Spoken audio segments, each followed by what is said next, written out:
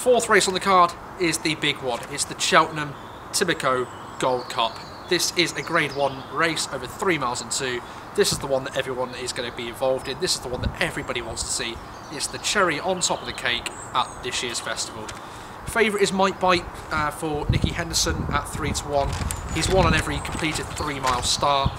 5 wins. The 1-4 was in the Cato Star at Kempton in 2016.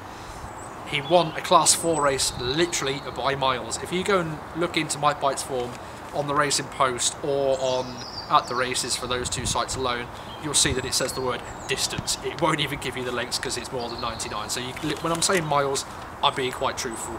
Yes, it was a reappearance run. Yes, the market said he was going to win very easily, which he did. But again, it certainly just shows that that form has a little bit of class. We know this horse certainly has quirks, especially when we look into the RSA race last year, where he was running the horses all into submission really, until he jumped the last. And on the day, I was actually in Tatterstools on the day, and I thought the horse was coming to join me. I'd already walked away from the railings to go and collect my money, and then all of a sudden I hear the crowd going mad, and then a photo finish. So you can see that he certainly has his quirks. That was against Whisper, who is a reliable yardstick. So again, winning it by, in Chris Kamara's words, the hair on his chinny chin chin.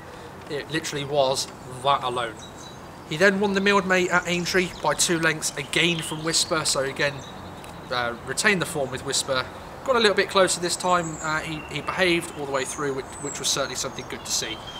He won the listed Future Stars race at Sandown by 8 lengths. He was on the bridle the entire way, so that could have been a lot further if he really wanted to. He won the King George this year by a length.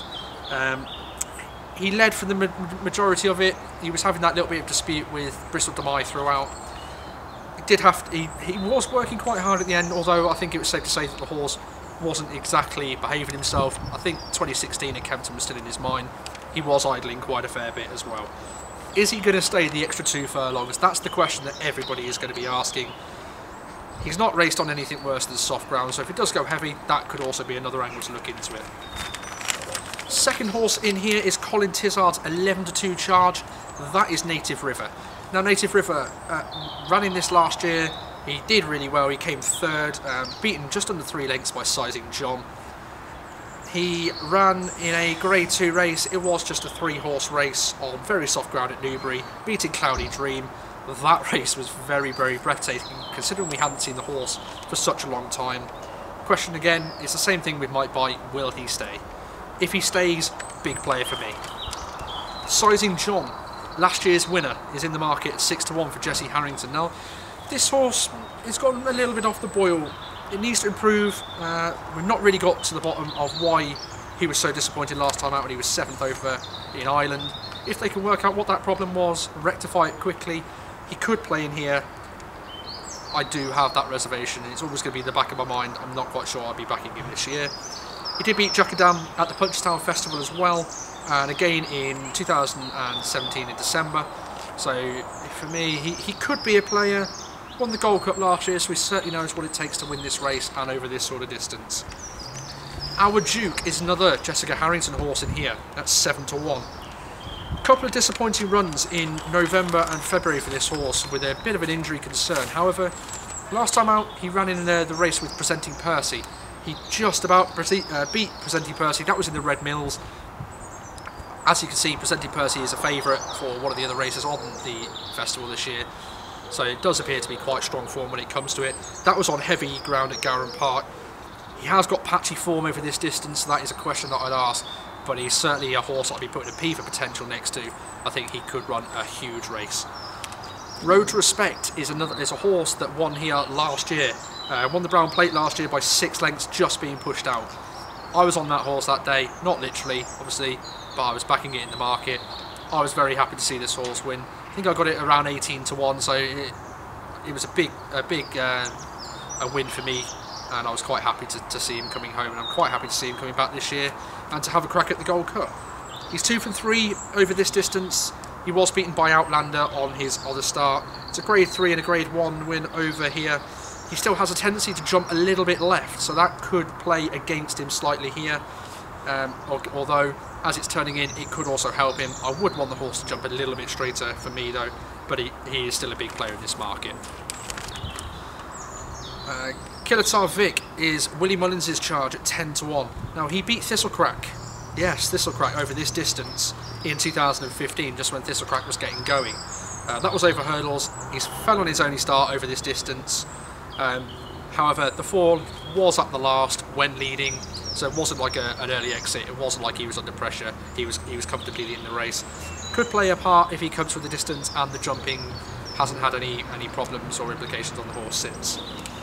Definitely Red is a big player in here. 16-1 for Brian Ellison. Currently, he was trading previously at 25-1, so he's now into 16s, like I say. He won the Cotswold Chase here in January when he just bounded away up the hill, so you can see that form does appear to be quite strong. That was 8 lengths in front of American and Bristol Dubai. We know that Bristol Dubai, we're not going to see him here because of the issues and they can't get to the bottom of it. So I do question the form a little bit, but I think he's going to be a massive player in here. Stamina is definitely assured, as he is a Grand National runner on numerous occasions, so like I say, not going to have any problems there at all. He beat Cloudy Dream over this distance, a Grade 2 race at Aintree, and like I say, he's a massive player in this market. 16-1, if you can get it still, I'd recommend getting on the horse each way at a bare minimum. Total Recall, another big player in the market at 16-1 for Willie Mullins. If he turns up, a big player, like I say. He's 3 from 3 over this distance, and those are on his last 3 starts. An easy winner at Limerick on soft ground. He just beat Winter in the Ladbrokes Trophy, which is a Grade 3 at Newbury, and a comfortable win at Leopardstown as well. I think he has also got an entry for the Grand National. So a bit like the Last Samurai yesterday, a bit like Definitely Red here. An entry in there. Is he going to run in both? Will he run here? Will he run there? That's the question that I'm asking. The last horse I just want to quickly touch on is the fairy tale story, really, of Cheltenham last year. This is Ed Wolf for Joseph O'Brien at 25-1. As I say, he went wrong last year when racing, coming up the hill. And if we're going to look at it and be brutally honest, I don't think we all expected to see this horse again. I don't think they expected the horse to actually go home that night, to be perfectly honest. He's been nursed back to health slowly. He came out at Leopardstown when he was pulled up. Clearly needed the run. That was just a tester to see exactly what was going on. He then beat Outlander and Jackadam on his way to the Irish Gold Cup, a Grade 1 race in February. On soft ground, he did win it by a neck, so not by a big distance, but soft ground. Jackadam, who runs in here at a big price this year, a regular Gold Cup horse. I'd love to see Ed Wolf making the frame. I think it increased the fairy tale slightly that bit more. So the questions for me for the Gold Cup this year: does Mike Bite stay? Does Native River become a big player? Is Sizing John going to get the issues out of the system? How much potential has our Duke got? Road Respect is a horse that I'd probably be backing each way.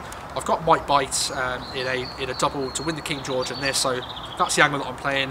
I'm probably not going to have another bet in the race on that basis, but I think I'd love to see Mike Bite win this race.